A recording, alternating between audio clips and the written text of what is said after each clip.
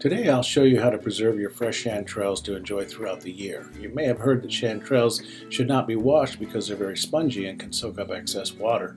That's true if you're going to be storing them very long after picking them. And if you pick them on a rainy day and your mushrooms are wet, you should let them sit out overnight to dry a little.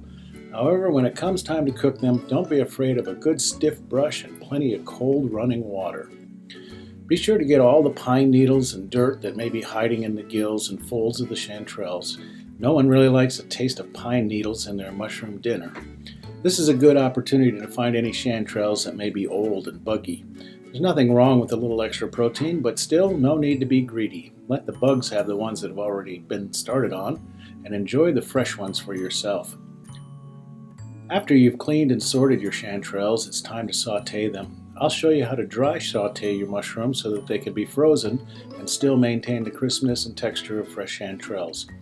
Dry sauteing is also a great way to prep your chanterelles for tonight's dinner as well.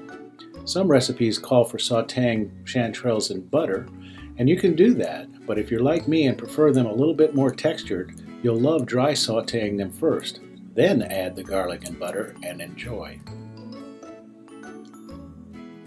I like to cut my mushrooms into thin slices, small enough to fit onto a spoon, and I cut the stems short way and then dice the sides of the mushrooms to get that telltale look of a chanterelle mushroom.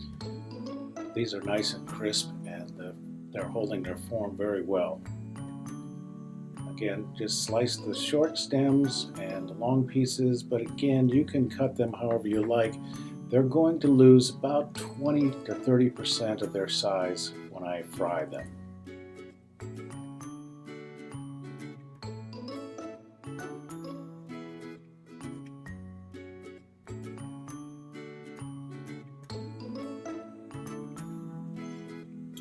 Okay, so we've got the chanterelles all chopped up, and now it's time to get our fire going underneath this cast iron skillet.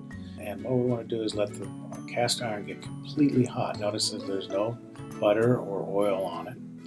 I'll give it a good 5-10 minutes, whatever it takes. And then once it's really nice and hot, you can take your finely chopped mushrooms and prepare them for dry sauteing. To do that, we first put a layer of salt down on the pan. Now I use a Himalayan pink salt. It's a mineral salt.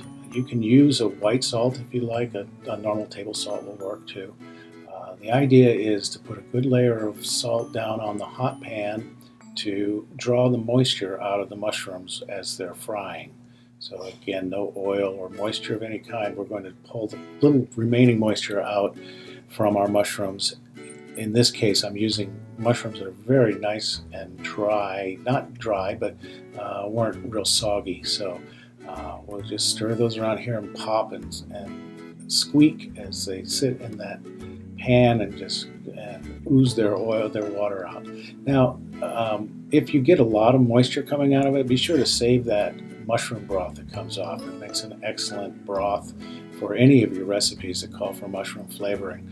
I use it in mushroom soup, or I use it also in making other dishes with meats. That's a great base. And because these are really not very moist, I'm going to add a little bit more salt just to pull the last remaining juices out. You can see it kind of steam there where the salt pulls the moisture out.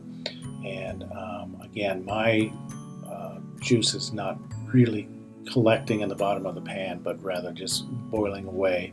But that's okay. What I'm looking for is to create a nice texture of the mushroom and keep that nice firm texture to it, and while I get rid of the moisture. By doing this procedure, I can save these mushrooms indefinitely. You can freeze them, and they reconstitute just about the same way that they are now. Drying mushrooms and then reconstituting them with the chanterelles is a little tricky. They tend to crumble and not come back in a real good form. So dry sauteing is a preferred method to keep your mushrooms indefinitely. I put them in a Ziploc bag and freeze them, and have you eaten them up to a year later and enjoy them. So you can see that my mushrooms are almost done now. They're They're all pretty much not toasted, but browned, and that beautiful colors coming through. You can see the steam coming off of it. All right, let's take a look. This is pretty good. Tastes delicious. And they're nice and spongy and squishy, but not hard and crunchy, and they're very, very delectable. Chewy bits of goodness. And we're ready to pull these aside. They're looking great. And there you have it, dry sauteed chanterelle mushrooms. Perfect for soups, or serve it on your favorite fish or chicken or beef. Hope you enjoyed watching the show, and enjoy your mushroom.